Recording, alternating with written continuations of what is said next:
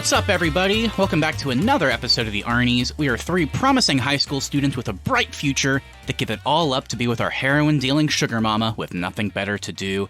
I'm Matt Johnson, and if you don't like my thoughts on Ozark, you can fucking kill me! I'm Keith Baker, and I don't even know who the bad guy is anymore. And I'm Austin Terry, and 3 really got the short end of the stick this season. He really did. Also, can we talk about how much time has passed in between seasons? I think they had to play it a little loose with that because 3 went from looking like a baby to like a middle-aged man.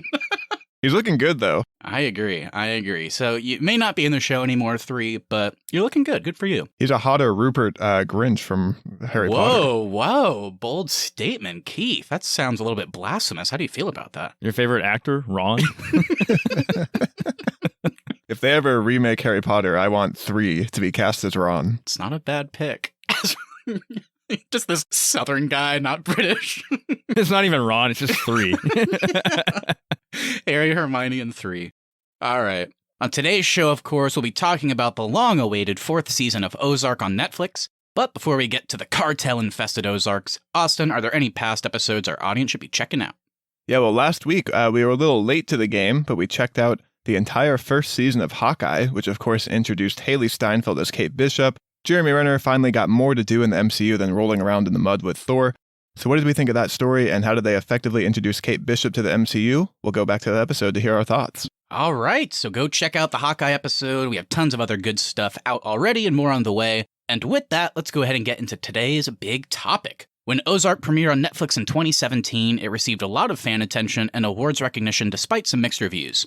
Jason Bateman was hot off a lot of his comedies, and now here he is leading a drama and thriller series. With a supporting cast full of new and familiar faces, the performances were consistently praised, particularly from those like Laura Linney. Over the years, the show has become not only a fan hit, but also a major critical success for Netflix. Right when that turn happened, though, the creators announced that the 4th season would be its last. It's been split up into 2 parts, and today we're talking about part 1, which just dropped. So, Austin and Keith, I'm super excited to get into this. I'm somebody that binge-watched all 3 seasons of Ozark within maybe like the last 6 to 9 months, so I haven't had to wait too long for more.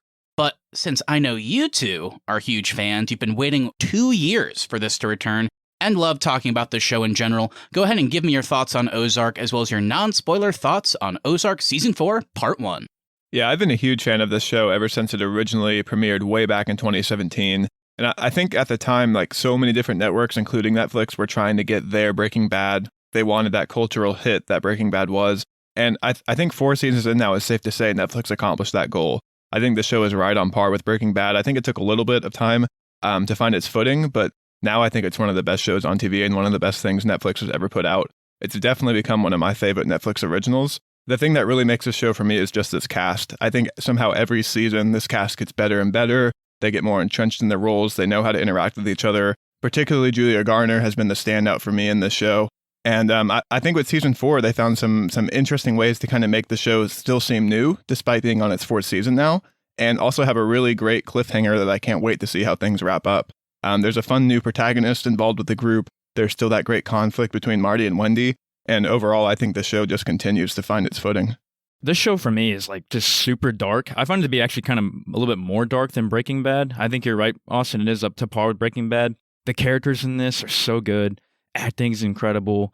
The setting is just so disturbing and creepy, which is really what draws me to this show. And, you know, going into the 4th season, I kind of like dreaded going into it. I was like, I don't feel like being disturbed right now. And this show just kind of gives me an overall disturbing feeling. I don't know if it's just like the filter, like the dark filter on it all, and just the creepiness of all the characters. But once I got into it, it drew me in right away again. Going to the 4th season, it's still holding its energy, its pace and all that.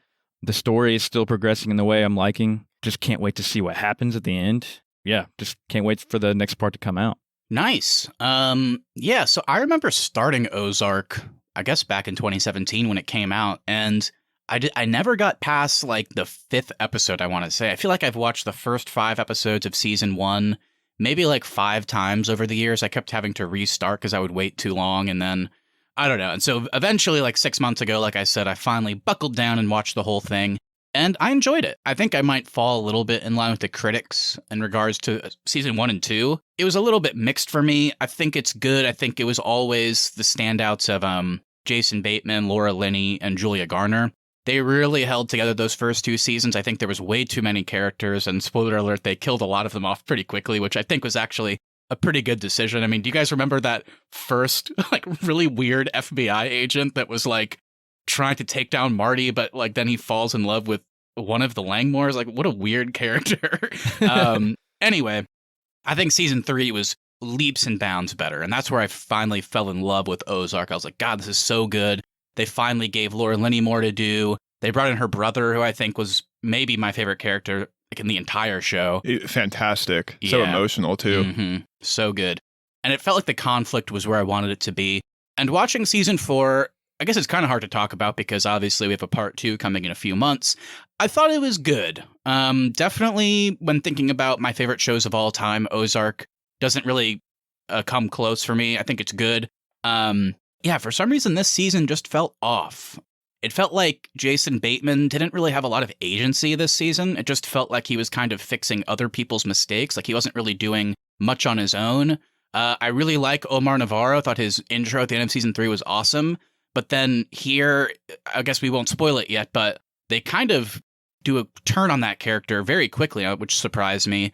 And I still think there are too many characters. They introduced so many new characters this season. I didn't really like any of them with the exception of one. So I thought it was good. I had a good time watching it, but I don't think I liked it as much as you guys. Yeah, you mentioned Marty not having a ton of agency this season. That's actually what I've liked about the whole arc of his character in this show. Was in the first season, it's kind of his show, and he's the one, moving the family down to the Ozarks and all that. And then very quickly, this business he chose to get into spirals out of his control. And kind of everything since the end of season 1 has really been off the rails in a way where he can't control it. And it feels like he's just kind of hanging on and trying to do what he can to, like, basically stay alive. And I think that's what I've really enjoyed about Marty's character. And I think that's why season 4 worked for me, is because I think he thought there was a different plan with Omar.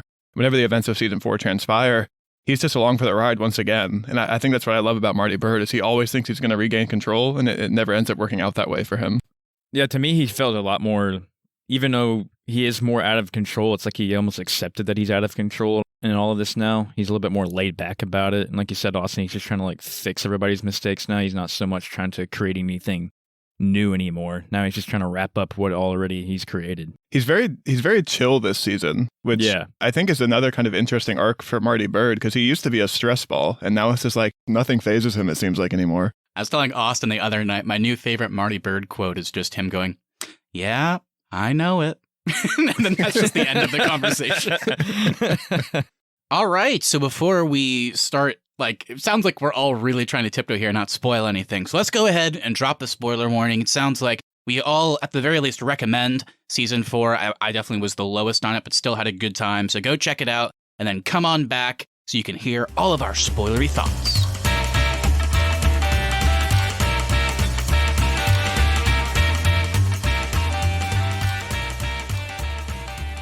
Welcome to spoiler territory. Before we get into all of our good thoughts, let's go ahead and set it up. After infamous drug kingpin and leader of the Navarro cartel, Omar Navarro, has Helen Pierce killed, Marty and Wendy Byrd are left to return to the Ozarks in an effort to get their FBI contacts to agree to give Navarro full immunity from prosecution and to travel freely between the U.S. and Mexico. Of course, it's not going to be super easy because Navarro's sadistic and ambitious nephew Javi doesn't trust the Byrds, so that will surely lead to some fun. And Ozark is created by Bill DeBecke and Mark Williams. These two are perhaps best known for writing The Accountant, which we actually did talk about on our Surprising Movies episode. And fun fact, neither one of them had created a show before Ozark. This season saw episodes directed by Andrew Bernstein and Oleg Sakharov, who have both directed episodes in the past seasons of Ozark. This time, though, they were joined by great actor Robin Wright, who directed episodes 6 and 7. And our score for Ozark is composed by Danny Bensi and Sonder Jurians. Going into our cast, we have Jason Bateman as Marty Byrd, Laura Linney as Wendy Byrd, Julia Garner as Ruth Langmore, Sophia Hublitz as Charlotte Byrd, Skylar Gardner as Jonah Byrd, Lisa Emery as Darlene Snell, Charlie Tahan as Wyatt Langmore, Jessica Francis Dukes as Maya Miller, Damian Young as Jim Rattlesdorf, Adam Rottenberg as Mel Saddam, Katrina Link as Claire Shaw, and we got Alfonso Herrera as Javi, and Felix Solis as Omar Navarro. All right, guys, there's our cast and crew. Any positives, any negatives, what you got? I think I'll give my standout to Alfonso Herrera as Javi. Every time this guy is on screen, he just steals the scene for me. I think he's so intimidating. He's so scary. It's crazy to me how he can flip from having like a very nice dinner in Chicago to like murdering a man the next scene. Like the way he flips that character where he's like really charming when he wants to be, but then just so dark. He was a standout for me for sure this season. I'm going to shout out, and while I think she was a little weaker this season, but throughout the whole show, though, is Lisa Emery as Darlene Snow. She is just so creepy. I hate that she acts all nice one minute, but then she'll just shoot you with a shotgun the next minute and does not have any problem burying you in her backyard. But this season, I think I got a little bit weaker for me, but overall, she's one of my tops. Yeah, I don't think there was an issue with the performance this season. I think they just kind of ran out of things for Darlene to do. Yeah, her character. I love the terminology Darlene chooses to use, where she's like, "Why, it's my lover." Like, Yeah. Just like, God. I like when he's like, "She's my girlfriend." Laura Linney as Marty Byrd. I think she's really grown a lot on me, especially the past 2 seasons where it's almost where I made my comment in the beginning. I don't know who the bad guy is anymore. I feel like sometimes Wendy can be the bad guy. Yeah, I really want to talk about Marty Byrd more as we get into this episode, because I think Laura Linney's performance is fantastic. I think Marty Byrd is my least favorite character in the show in a good way. I think she is genuinely the most evil person in this show. She's definitely the Walter White equivalent of the show. She hasn't flat out said it, but she's clearly doing all of this because she enjoys it. Whereas Marty hates what he's doing. He's doing it because he has to, or they'll die. But now I think over the years, Wendy has definitely grown to like it, which is an interesting dynamic. Kind of similarly to Keith, I think they didn't have quite as much for this character to do this season, didn't really love her story, but Julia Garner's always great as Ruth Langmore, so shout out to her. And then the other one, because we haven't really seen too much of him up to this point, but he was kind of front and center here, was Felix Solis as Omar Navarro. Thought he was great, kind of like I mentioned at the beginning. I definitely didn't expect to like basically within the first few minutes have a switch where he's no longer wanting to be, this, drug lord cartel leader. Now he wants out. So I thought that was surprising. But yeah, he was always great. He was scary when he needed to be. There's still like this weird empathy that he sometimes randomly shows, which is kind of fascinating for somebody like him. And in particular, kind of tying into your last point there, I think he and Wendy have a very interesting back and forth, which was always fun, especially because him and Marty was always antagonistic, but him and Wendy, there was kind of this weird connection there. That's my favorite thing about Omar is you never know what's going to come out of his mouth. Like, you never know if he's going to be a jerk, if he's going to be nice, if he's going to be intimidating. Like, I think he's so unpredictable, and that's what I've really enjoyed about him this season. Alrighty, well, that's our cast and crew talk for Ozark Season 4, Part 1. But before we get into our freeform discussion here, let's go ahead and check in on what the critics are thinking so far of Ozark. So after receiving mixed to positive reviews in Seasons 1 and 2, Season 3 of Ozark reached universal acclaim status, scoring a 98% on Rotten Tomatoes. Season 3's biggest positive change were the fact that many felt that the show finally found its footing character and plot-wise. While things were getting harder for the Byrds, Laura Linney was getting more of the spotlight. Season 4 is currently sitting at a 93%, so not far behind at all. The website's critical consensus reads, Ozark hasn't gotten out clean just yet, but its mesmeric performances and taut suspense signal that the Byrds clan are as entertainingly resourceful as ever. Not a lot out there quite yet in regards to specific positive or negative reviews, so what I could find is that some felt that the show did a good job setting up the impending ending.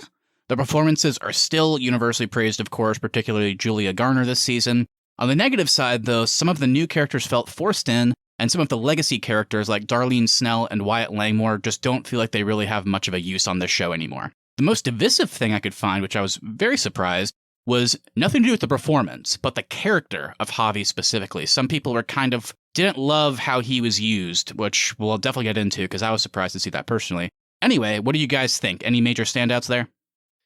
I don't know if I really had anything to point out. I guess with the Javi stuff, they're having a problem with that. He's the most divisive thing. Yeah, it was just the character. Some people, like the one thing I did agree on is that he just pops up constantly. And it's like, oh, he's here. Did he just fly back here again? It's That's true. He's every always single conveniently scene there. starts with Marty like, oh, you're here. I kind of like that, though. I kind of did too. It makes him so unpredictable. You never know when he's going to show up and throw a wrench in their plans. Yeah, I did like how he showed up in Chicago when they were there and like, hey, what are you doing? And they tried to act like all nonchalant about it. Like, what the fuck's this guy doing here? Go to dinner with him. Yeah. Also, part of it, maybe from what I gathered, was like, again, it kind of ties back to the Omar thing. It's like, oh, wow, he just had Helen Pierce killed in the big cliffhanger of season 3. He's obviously the big bad, because we've seen like enforcers of the Navarro cartel up until this point, but we have never met him. And then within the first few minutes, it's like, oh, okay, I guess he's not the big bad because now he wants out. So like very quickly, Javi is actually set up to be the big bad. I think some people maybe had been disappointed with that after waiting for 2 years, and it turns out Omar Navarro just wants out, and now here's this new guy. I know the complaint wasn't specifically about the performance, but I think the reason why the Javi character is working for me so well in the first part is I think the performance is just so good that every time he shows up, while it is unpredictable and sometimes a little forced, I'm like happy to see him because I want to see how he's going to steal the scene again. Yeah, I agree. He's great. Another positive I thought was interesting is that they felt like part 1 sets up well for the ending. I want to get your guys' take on this. Do you think they should have divided the season into parts 1 and 2? Are you happy they did that, or do you wish we had the full season to talk about? I'm kind of indifferent about it, to be honest. But it would have been cool to have the full season just because I want to know what happened so bad. I'm sure there was a reason behind them splitting it up just to build that suspense even more. I'm really wondering if there's going to be a time jump in part 2. No idea. Ooh. Listening to Jason Bateman talk, it just sounds like whenever they made the decision to do another season, it sounds like, the creators and writers didn't have much more story to tell. So it sounds like they came up with like 14 episodes, which wouldn't be enough for 2 separate seasons. So they're like, okay, we'll split that up into like smaller seasons. So I get, on the one hand, it's kind of cool because clearly there's an ending. They're writing towards an ending. They're not going to draw this show out, which is cool. I also kind of appreciated it, even though I didn't love this season as much as 3. Seasons 1 and 2, part of the reason I think it was hard for me to get in initially is these are long episodes. Like, they're all like over an hour usually. And when it's 10 episodes per season, like, it can get a little lengthy. I remember those first 2 seasons in particular, when I wasn't even loving the show that much, it was like, wow, this is a little bit of a slog sometimes. So I did like that, this one felt a little bit quicker and they had something to say. But then, to, I guess, play devil's advocate to that, with like part 2 coming out in just a few months, it sounds like it kind of makes you go, well, maybe they should have just released all 14 episodes at once. So I don't know. Maybe to your point, Austin, there's a reason, like there'll be like a big time jump or something, but I don't know. I enjoyed it for the most part. Yeah, I'm in Keith's camp where I just want to know what happened so badly that I wish we had it all right now. But then on the flip side of that, I'm just happy there's more Ozark content coming. I'm glad it's not over right now and I have something else to look forward to. Yep. For sure. All right, so that's what the critics had to say, of course, but now let's get into our specific thoughts. We each brought some discussion points, some things that we're itching to talk about. So I'll just start us off real quick with some general thoughts. Just wanted to open it up to you guys. Is there anything stand out about this season that we haven't already mentioned? Yeah, I want to talk about Charlotte.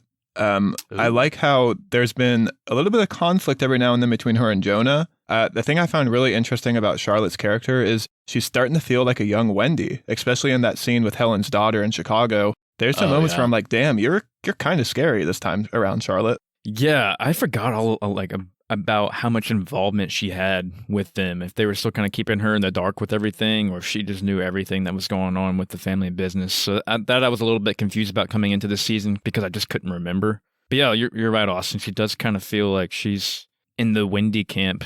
Not really empathetic towards Marty and Jonah's feelings on things at all. Just kind of more like, oh, we got to do what we got to do to get it done and lie to whoever we have to lie to. Yeah. I actually think she's a mixture, like a perfect mixture of both her parents. Like, she's capable of doing the things that Wendy does, but I do think she's like her dad in the sense that if this ends and like they can go live scot-free, I think she would be happy with that. Like, I think she wants out. She doesn't want to do this, but she's capable of doing it and she's accepted. We just have to do this crazy bad stuff so that we can get out. I think because she's the older one, I think she kind of understands the situation. And also, I mean, the obvious kind of fun thing about it is she was the one in the beginning of the show that hated it. And now she and Jonah have basically flipped. He was kind of, when he was much younger, he was kind of okay with the situation. And now obviously he's not. So it was a fun little flip they did. Let's talk about the sheriff getting killed at the beginning of the season. Was that a kind of a shock to you guys? Yeah. Since he's been around for so long? I thought it was effective in the fact that it made Javi feel more intimidating because the sheriff survives so much through these seasons, and then he meets Javi and he's dead in a minute. And then just him showing up at the Byrd's house. I solved your problem. So good. I think it was the right thing to do because the show is ending, because that sheriff, as we know, he seems like a nice enough guy, I guess, but he was like being blackmailed by the Snell, so he could never really do his actual job. He just had to let them by, basically.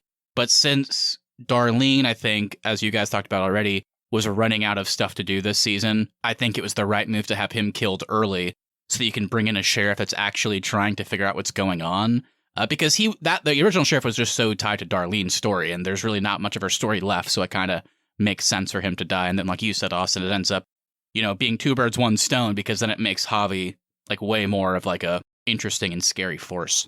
And the new sheriff, I'm really interested in the new sheriff because she's digging around and she's not tied to anybody. So I think having this new sheriff is a fun element for the show too. It also makes me wonder, like, if the Byrds end up getting caught, let's say, like in part 2, basically, I actually genuinely don't know who's going to be the one to take them down. Even though I don't really like the PI character, they might be setting that up, that like this random guy actually figures it out. It could be the new sheriff. It could be Maya. Like, it's kind of interesting that there's like a bunch of new characters, and I don't know who could be responsible for the Byrds' downfall. Is kind of an interesting thought. That's actually something I'm not loving about the FBI's broader involvement in both season 3 and season 4. I kind of like the Byrds as these like unseen forces. And now that the Byrds are so closely tied to the FBI, they're kind of just out and about, like not hiding their public personas at all anymore. And that's kind of taken away some of the like mystery elements of the show for me. I thought it was interesting. It kind of ties into my Omar thoughts, where I was really surprised that basically all of a sudden he's introduced and he wants to get out, get the FBI to help me. So I guess it made sense to bring the FBI in more, but I am with you, Austin. Despite that, I didn't really love the involvement. Maybe if it had ended more strongly, I'd feel differently, because I actually really do like the Maya character, but her decision at the end was so rushed and was just frankly stupid. I mean, they kind of set it up that like she feels betrayed that her FBI higher-ups went behind her back to do the Omar deal, basically. And her response to that is to publicly arrest him. I was like, oh my God. So if they had ended maybe that storyline more strongly, I'd feel differently. But I think right now I'm kind of with you. I didn't love how involved they were. Interesting twist, though, that I want to see how it impacts the future of the season. And again, the PI immediately calls her, so it sounds like they're going to somehow team up, and maybe, I don't know if they would take the Byrds down. I don't know what they'll do, but they're clearly now tied together. So let's get into Navarro's kind of a broader plan for this season, and that's him wanting to get out of the cartel business clean and being able to move freely between the U.S. and Mexico. I know we touched on it briefly, but let's get into some more detail here. How did this change kind of work for y'all this season? I think it actually ties back to your FBI more involved thing. I think if it wasn't for that, the FBI wouldn't be involved, right? I think it would just be another season of Marty laundering money, and then Wendy. I guess Wendy's storyline, maybe that wouldn't have changed as much. She probably would have still been doing the whole politics thing, but yeah, maybe it would have just been more of the same. Yeah, I'm glad that it added a new element to the show. It did kind of twist the overall goal, I think, though, where the Byrds aren't really launderers anymore. Like, that's not the focus of this season. It's more so their relationship with the FBI. So that shift, I'm not sure if I completely love it yet. I think I'll have to rejudge that when I see the full season. The thing I wanted more of with this is the cat and mouse game between Omar and Javi, with Javi not knowing that Omar wants out and Omar trying to get out and like giving up info to the FBI. That stuff I thought was really fun, with Javi getting frustrated, but it's really only like an episode of the season. Yeah, I did like that factor because at the beginning, Omar mentions to the Byrds, like, Javi's probably going to want the power, and if he sees any sort of weakness in me, he's going to take it. I might as well get out clean and give him the business. And at the same time that I give him the business, I'm going to burn him. Yeah, I like that too. Again, another confusing thing for me come the finale is then kind of talking about the cat and mouse game. It would have maybe felt a bit better if they had done more of that, because at the end, when Javi's about to kill Marty, and then he's like, answer the phone, it's Omar, and then he answers it, like, Javi has apparently no issue with the fact that Omar has been working with the FBI. Like, it's just like, okay, yeah, I'll take over for 10 years. That's a great deal. And obviously, he still doesn't know that Omar was going to burn them and bring it all down. But still, it felt a little bit weird to me that there wasn't a little bit more setup for that. It was just like, okay, sounds good. I think Javi is going to be a pain for the FBI. Like, they kind of set that up in that meeting. What I thought was weird about that was that we didn't hear their conversation in that scene. And like, what? Because Omar clearly only says one thing. So did he go, "Hi, Javi, I'm working with the FBI." Okay. He just hangs up.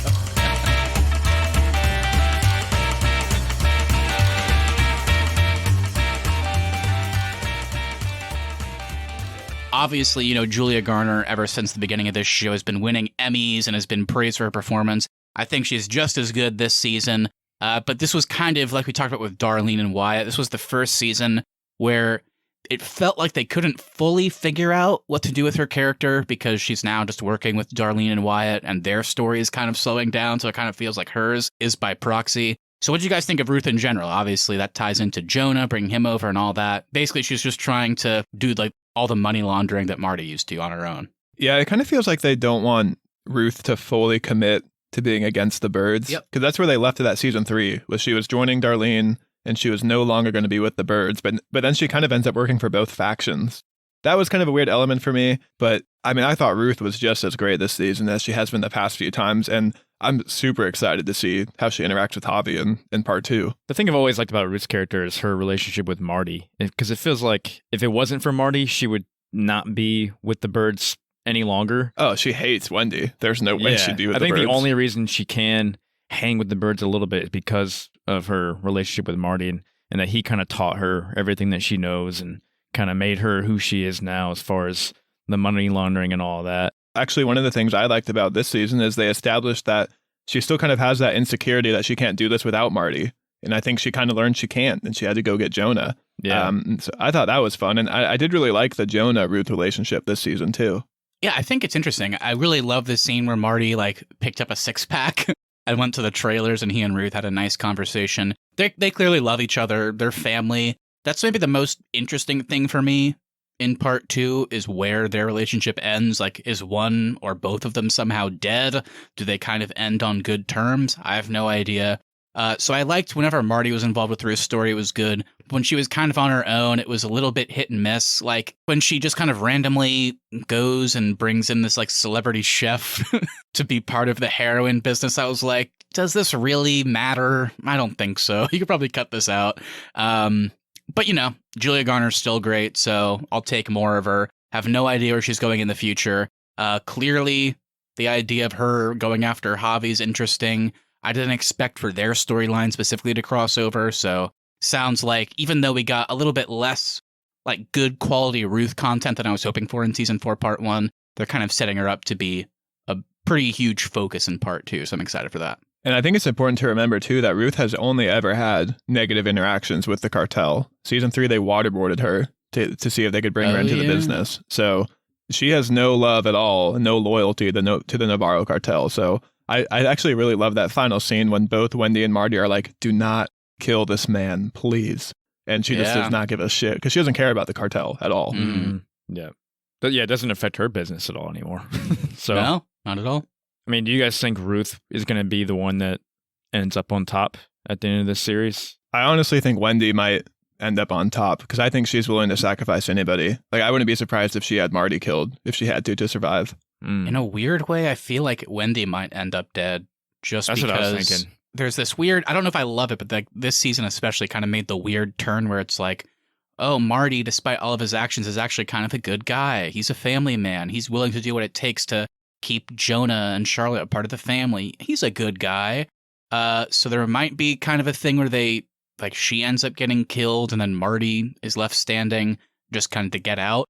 But again, I don't know. I also can see a future where Ruth ends up dead. Obviously, the Langmore curse. I wouldn't be surprised at all if she goes on this vengeance trip and gets killed in the process. So I don't know. I'm not sure he's going to be left standing. What do you think of you mentioned Jonah there. What do you think of kind of the new conflict this season between Marty and Wendy? And that's over how to handle Jonah's rebellion. Jonah was so fucking annoying this season.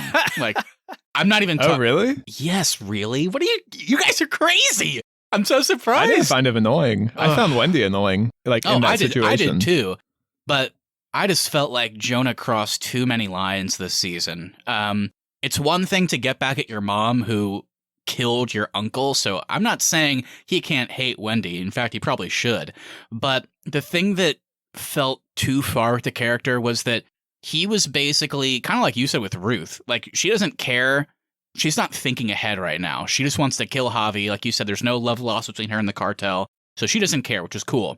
But for Jonah his hate for Wendy is somehow allowing him to destroy his whole family, which is just dumb. Like whenever he tells Ruth in that same scene who killed Wyatt and Darlene, it's like, look, I get it. You hate your mom. But by telling her that, you're like dooming you and your entire family. Like, why are you doing this? I think he's so tired of the lies, though, because he saw his parents not willing to give up information when Ruth is clearly hurting, and Ruth is someone that's important to their family. I think for Jonah, when it comes to their parents, he's just so sick of how easily they lie. And I think whenever that happens, it makes him so angry that it clouds his judgment. I get it, but I mean, honestly, at this point, with the way they handled it, if like the cartel ends up taking out one or more of the Byrd family, it's going to be Jonah's fault. And like the whole season, he's like talking to Charlotte. He's like, Charlotte, you got to go to college. Like you have to have your own life out of this. But at the same time, he's like damning both Charlotte and his dad because he hates his mom. So that's where the Jonah character got kind of annoying for me. And then on top of that, also just like a little thing, it's like, I'm Jonah. I hate my mom. I'm going to launder money for Ruth because she hates my mom too. I'm going to go work at the hotel, but then I'm still going to live at the house and eat dinner with them. Like, what are you doing, dude? Like, he's like, I hate you, but I'm still going to come home and sleep here. It's like so weird. The thing that actually did annoy me about Jonah is I really enjoyed the Jonah and Ruth dynamic this season, but then the fact that he's giving information to Darlene, that was where he crossed the line a bit for me. Another one. Why, Jonah? Why? Well, she kind of puts him in that ultimatum, like, you can't wear 2 pants. You got to pick a family. You better be loyal to one. That's who. If you're going to be with my family, you got to be loyal. If you want to work with me and my lover. She's my girlfriend. She's my girlfriend, dude. We do got to get into the hottest couple to ever grace our TV screens. And that's Darlene and Wyatt, baby. We already talked about it. It is kind of shocking to think how important Wyatt was to the story, both plot-wise and like also how he reacted to things in seasons 1 and 2. Like, I loved him so much. I still think Charlie Tahan is a great actor, and he's really good in this show. Like, I always think of the moments where Ruth is working with Marty, and then both, what was it? I guess Wyatt's dad and uncle are both killed under mysterious circumstances, and he knows that Ruth and Marty know about it. So he was always this great character that was part of Ruth's family, but always pushed her to be more honest and like not work with Marty Byrd or Wendy because they're bad people. And now his story kind of culminates, like thinking back to that and now looking at it now, it's just like he's just married to Darlene and then he dies in like the most unceremonious fashion for like a main character. So kind of disappointing. I guess I feel similarly to Darlene. I think she definitely overstayed her welcome in this show. They probably should have gotten rid of her earlier. And then I wish they could have done something more interesting with Wyatt. I mean, their storyline was by far, to me, the weakest part of the season. I totally agree with you that they ran out of things to do with Wyatt and Darlene. The thing I think I really like about Wyatt's character specifically, though, is if you kind of like zoom out and look at the trajectory of this character from season 1 to how he ended up in the first part of season 4, the Byrd's impact on the Langmore family has been so like drastic because the Byrds showed up in the Ozarks. Almost every member of this family is dead. Wyatt is so grief-stricken from their impact that he is now living with a heroin dealer who's 70 years his senior and making love to her, apparently. Giving up on high school, burying bodies in the yard. So I get he had nothing to do, but I think Wyatt specifically shows the impact the Byrds have had kind of on this region specifically. That's a good point. Yeah, he's buried at least like 3 or 4 bodies now. But it is kind of cool how that even takes a toll on him and how he's even questioning his relationship with Darlene towards the end, where he almost breaks up with her and runs off with Ruth. But of course, he's kind of too weak to do it, so he stays with her. And he proposes. Yeah. He goes from he goes to her house to break up, and then he ends up proposing. I mean, what do you guys think about the death scene? I personally thought it was actually kind of effective that Javi had no problem just killing them quickly, and that was the first time you actually see Darlene like scared whenever she sits down. That was cool. That's a good point. I think she's scared for Wyatt too. I think Yeah. I think it's Wyatt's with her in that scene is why she's a bit more scared. Because I think she did actually love Wyatt. Oh, yeah, I think she did too. I mean, she loved Jacob, but she still killed him. So, like, yeah, she has a weird relationship with love, but she definitely did. Yeah, I liked how quick Darlene's death was. Like, it was so unceremonious because she's kind of like a dirty character in the show, and she's always played dirty. So I like that it was kind of like she didn't get like a big like ceremonious death, but then I thought Wyatt was going to make it out for a Yeah, second. me too. And then Javi just turns around. Which obviously he's not, but we still hope he would, yeah. Yeah. Yeah, I liked how it was unceremonious. I definitely thought it was effective. Again, I was kind of sad because it's like you think about how important Wyatt used to be in the show, and then here he is at the end of season 4 just getting shot in the head. But it kind of then works in that same way that it kind of made me sad. And it also, I liked it because it made sense. Like, kind of like how I talked about with how some of Jonah's actions didn't really make sense. I know Darlene is like this bigger than thou person and thinks that she can do no wrong. But like the fact that Marty and Wendy repeatedly told her, look, we don't care about your heroin operation. You can do it. We're totally fine with that. We're just telling you, and we're not even friends, and we're still telling you, the cartel will kill you. Like, they are not okay with this. Like, they have told us, so you should stop because you will be killed. And then whenever Wyatt and then Zeke, the baby, get involved, it's like they tell her again, like for their safety, essentially. And so the fact that, you know, Javi, in like literally in Javi's first scene in the show, he talks about, what are you going to do to that woman dealing heroin in the Ozarks? And it's like, oh, we'll figure it out. You know, we're working on it. And so I like that basically the second he's in charge and given FBI immunity, he just kills them because it's like, we told you to stop. You didn't. You're dead. So I liked how it kind of made sense for Javi's character, too. Another death we get before Darlene and Wyatt was Frank Cosgrove. So did you guys like how we're doing another, like, cleaning the roster up here towards the end, getting rid of some main characters in order to make room for others later on? Yeah, I thought this was a great choice because, Matt, you mentioned it. This show does tend to get a little crowded.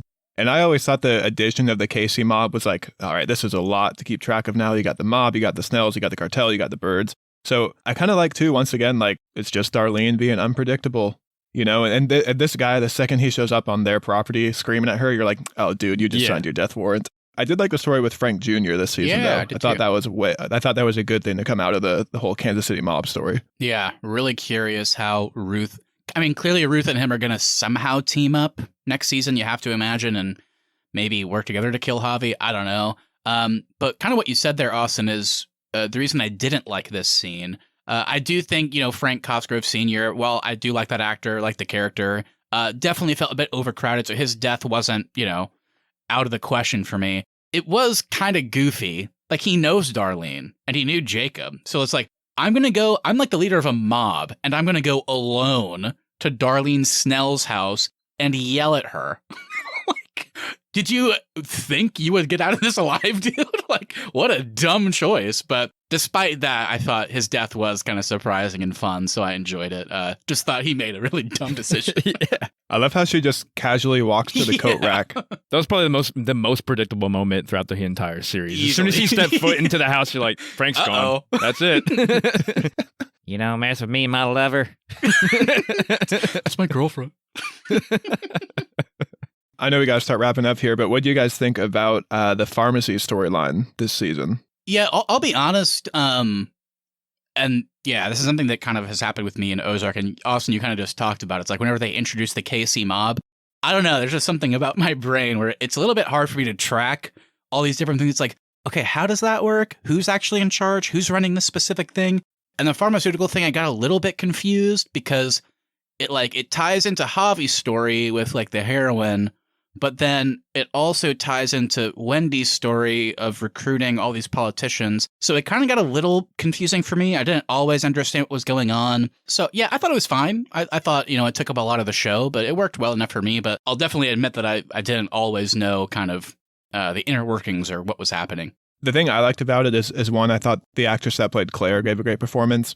But two, clearly this is not a clean family by any means, like because they own a pharmaceutical company, but it's just another family that the Byrds are bringing in. They're dirty now because they're interacting with the cartel. I think it just really, every time they do this each season where it's like either with Sam or with the Blue Cat Lodge, like the Byrds just infect all these other families and get them tied into the cartel's dealings. Yeah, it really showed like how much balls the Byrds really have, especially with that scene when they're asking Claire to get involved and say, this is how much you could save if you go through the cartel instead of going through your local whatever markets that you're using. You could say $300 million a year, something like that. And they always make it seem like they have a choice when they're bringing new people in. And really they don't, because they make the deal seem like, why would you walk away from this? The cherry on top with that is it goes back to Wendy being evil and using her brother Ben as a fake example for getting hooked on opioids, even though he wasn't. Did you guys remember that? Because it's not the show's fault, but even though I watched it more recently, whenever they were talking about that, I was like, oh yeah, Ben was a drug addict. And it took me until like episode 5 to remember, wait, no, he was mentally ill, not on drugs. So I didn't remember that. I thought Wendy was actually telling the truth. So it was a little bit lost on me until later in the season. I thought it was kind of effective, though, because I had the same thing where I was like, oh, yeah, I guess he was that bad. But then when you go to her dad and he's like, drugs were never his thing. Like, Yeah. It's like, oh, yeah, I guess that's true. You just kind of like equated the two. But yeah, I thought it was still, it's a great point, Keith. It really showed how evil Wendy can be. I wanted to bring this up as its own point instead of kind of bundling all of our ending thoughts together. I was pretty surprised at this. Season 4, Part 1 did give us, of course, people compare the show to Breaking Bad all the time. I get it. But we did get an actual Breaking Bad moment, because this season's first episode, the opening moment is the Byrds all together in a car. After finishing the season, also surprising because Jonah seems to be on board with them. They're driving to some FBI meeting, and then all of a sudden, Marty gets distracted, swerves, and they do an insane crash, and the camera kind of holds on them for a second, and you see like Jonah and like Charlotte kind of slumped in the back seat. So what'd you guys think of this? Is this actually a flash forward? Is this like one of those weird things where like maybe they kind of chalk it up to like Marty daydreaming or something, like because shit has really hit the fan, so he's like thinking about the worst possible scenario? Or is this actually going to be in season 4, part 2? Like, did they die? Like, what did this do anything for you guys? Because I was so surprised to see this be the start of the season. I'm really glad you brought this up because I totally forgot about Me this. too. Yeah, thinking back on this, because they were in the right side of the road, and then that 18-wheeler comes into their lane. So I remember wondering if that was intentional, Yeah. if someone was trying to kill them Good there question. with. I thought it was the KC mob, maybe, because they control all that shipping stuff. But Mhm. now after the Crossgrobes, I mean, they're not really a factor anymore. So I have no idea. I think it's interesting at the way that car flipped. You see somebody like laying on the roof of the car, like inside the car. So Mhm. clearly it was, I mean, obviously it was a terrible accident. But I wonder if anybody maybe died from this. Like that's what I want to know. Like, what if both the Byrds' kids died and it's something because of the cartel, and that just really sends them like off the rails? Maybe. I don't know. I completely forgot about it as well. And I didn't catch the part that the 18-wheeler was in their lane. I thought Marty had swerved into the other lane because he wasn't paying attention. I might be wrong there, but playing it back in my head, I remember thinking like, oh, well, they were on the right side of the road. I'm really interested because it's also like, where does that show up in part 2? Is that something that happens like early on and then like they're fine or something? Or is that like literally, are we going to be waiting through all like 7 episodes of part 2 and it never happens, and then we're in the finale, and then maybe they do a thing where like the Byrds like they get out scot-free, and it's like they're going to go meet with their FBI contacts to like basically go home to our old life, and then they just like die in a freak accident on the way. Like it could be something like that. Like I have no idea what this, like there's so many things this season that I was just like, oh my God, what is that setting up for part 2? I have no idea. And this was definitely up there. We've only got a few months till part 2 comes out. So do you have any predictions? What are you looking forward to most here? How do you think the show's going to wrap up? Yeah, so I think what I'm looking forward to the most is where it left off, to see what Ruth is going to do to avenge Wyatt. And then other thing I'm looking forward to is how are the Byrds going to go down, or are they going to go down? If they do, is it going to be all of them, or is it going to be just maybe 1 or 2? This has never been a happy show, so I highly doubt we're heading towards a happy ending. Honestly, I could see Marty getting killed. Maybe it's just Charlotte and Jonah left with like their entire family dead. Because Omar did say he doesn't kill kids, but who knows what Javi does. So, gosh, I have no idea. I can't wait to see what happens, though. Yeah, I genuinely have no idea. I mean, there's a few things they set up. We talked about how they had Mel, the PI, that desperately needs a signature, or a dead body. As we know, he doesn't care. Just, I need a signature, Marty. It's weird that they gave us a flashback with his character I thought that was so doing stupid. coke in the evidence So locker. stupid. I could not have cared less at that moment. I was like, oh, look, it's Ozark, yet another agent with a drug problem. We haven't seen that before. But they did show him calling Maya after Maya made perhaps the dumbest mistake I've ever seen somebody make on the show. literally her own mother is cradling her baby and she's watching the TV and even she's like, Maya, what the fuck? Oh my God, we're fucked. We're dead. So somehow Does Maya come out on top? No, Maya's dying. I genuinely think Maya signed her death warrant with that decision. I genuinely think she will be a casualty for sure. But before she dies, I think she and Mel will somehow team up. I have to imagine their storyline would focus on taking the Byrds down, though. Because, like, Mel's whole thing was like, I just want Helen's signature. But then the more he found out, the more he wanted to, like, I guess, take down Marty and Wendy. So I think that's what those two will be doing next season. I don't know if they'll succeed, and I'm kind of with you guys. There's no way all 4 Byrds make it out of this. I don't know if one of the kids dies. I think if anybody, I already said it, I feel like if any of them die, it's probably Wendy, because kind of the way her character's going, I just think that might make more sense. But I have no idea what the remaining Byrds will do. Like, do we just, like, let's say Marty and Jonah survive. Maybe they go back to the Ozarks and make a life there because Jonah likes it there, or they go somewhere else. I have no idea. As for the, God, I have no idea what's going to happen. As for the Ruth and Javi thing, I think maybe she'll try on her own, and then she'll bring Frank Jr. in and maybe get the help of the Casey mob to take down Javi. If I had to make a bet, I would say Wendy sacrifices the family for her own survival, because they've already shown this season that she's willing to send her kid to federal prison. Like, they're setting up that she's willing to do things with her family. She killed her brother last season. I would not put her past her sacrificing her family either. I don't think she would do that to the kids, even though she was going to put Jonah away. I still don't think she would sacrifice their lives, but she will absolutely, without hesitation, sacrifice Marty if she needs to. Oh, for sure. For sure. Yeah. But then that could be a situation where I don't think it works. I think Marty would somehow get out of that situation, and then maybe Wendy ends up dying because of that. I don't know. Marty gets out of everything like so easily. Yeah, well. Yeah, I know it. Do you think there's a scenario where it's Marty, Jonah, Charlotte, and Ruth against Wendy and the cartel? Against Wendy and the cartel? Because I don't think Wendy wants her life. I don't think Wendy wants out. No, I think she if she had to doesn't. make a choice, she would pick the cartel. She doesn't. But the problem with that is Javi won't work with her, and he's leading it right now. If Omar ends up having a big role in part 2, like he doesn't immediately get killed by Javi, maybe Wendy does like a make good with Omar, and then they somehow... Again, I don't think Wendy would actively try and hurt her family. I think if a situation presents itself where like it's either that or you die, then maybe she would. But I don't think she would actively like try and do it without any conflict preceding that. Just a few more months and we'll find out. We'll be back on this podcast to do Ozark Part 2. I'm excited. We only did the first half of What If. If we want to keep a trend going, I'm glad we only do the first half. I'm of glad we Ozark. didn't finish that. All right, guys. Well, I'm so happy to say it. We have wrapped up our show. And look, I get it. Ozark has won Golden Globes. It's won Emmys. It's won countless awards for acting and behind the screen. But I've said it before and I'll say it again. There's no award more prestigious than the Arnie Podcast Award. So, guys, who wants to start us off? Yeah, I will be giving the, hey, Puberty Did You Right award to Carson Holmes, the actor that plays 3. This guy, when he's in that suit getting ready to go to Wyatt's wedding, Looks good. He's looking good, and I have a prediction.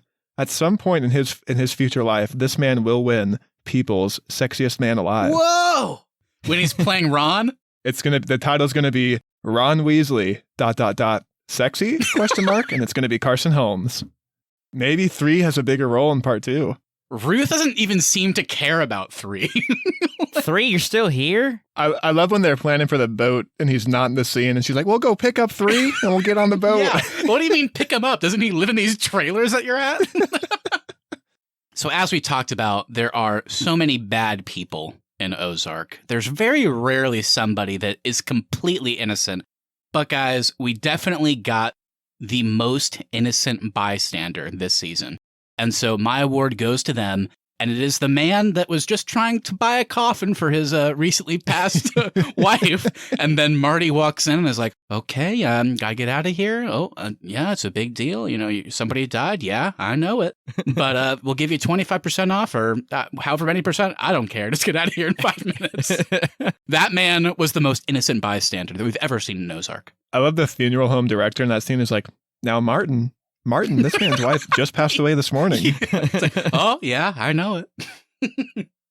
going against your award there, I'm going to give the Puberty Did You Wrong award to Jonah. Because clearly he's not thinking straight. You know, he's kind of hypocritical. He's the only person I've ever seen that looks better after a haircut from Darlene Snell. Yeah, while the testosterone is clearly making 3 a better person and like giving him a great body, all the testosterone like floating around in Jonah is just fucking him up at every instant. I mean, it's a true shame. It's a true shame. We don't want to give this award to anybody, but when you have to, we have to. All right, we'll get those awards sent out pretty soon. In the meantime, thank you everybody so much for listening. If you enjoyed this episode, make sure you hit that follow button so you never miss our upcoming content. Also, if you wouldn't mind sharing us with a friend, we really would appreciate that so we continue to grow our show.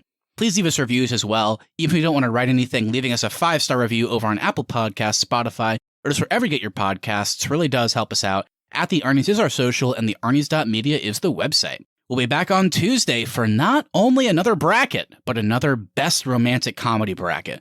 We did not get great feedback with our choices last year, so this time we let others pick for us, and we'll see what happens. How are we feeling about this, guys?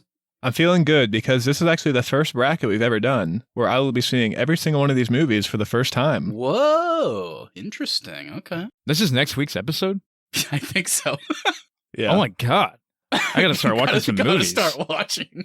Jeez. I thought about that today. I watched like, 3 last night. Oh my God. Jeez. I'm gonna have to watch a couple tonight then. Damn. Yeah, I'm gonna have to watch them today. And lastly, we want to hear from you, so please send us a message on Instagram at the Arnies or email us thearniesmedia@gmail.com. What did you think of Ozark? Does 3 have a hot bob? Oh no. Anything you say we'll read on the show and react to it live on our latest episode.